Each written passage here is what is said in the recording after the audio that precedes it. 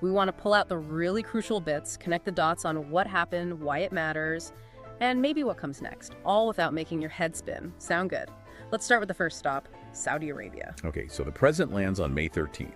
There's a quick stop in the UK for fuel, and apparently an interview on the way over. Yeah. But the real action started with a meeting with Mohammed bin Salman, MBS. And right off the bat, a huge economic ask was on the table. Yeah, this push for more Saudi investment in the US, the numbers being thrown around were, well, pretty eye-watering. They really were. The president was talking about boosting Saudi investments from an already huge $600 billion up to potentially $1 trillion.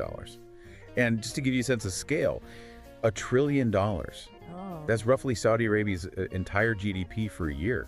It's more than their whole sovereign wealth fund holds. So yeah, massive. And it wasn't just talk, right? They actually signed some agreements around this economic partnership idea. Exactly. They formalized what they called a strategic economic partnership. Mm-hmm. Part of that was a $142 billion letter of intent focused on boosting Saudi defense capabilities. Mm-hmm. And there were other MOUs, like one with the U.S. Department of Justice on energy and, interestingly, disease cooperation. Mm. Plus, you had deals between NASA and the Saudi Space Agency, and even one to bring Arabian leopards to the National Zoo in D.C.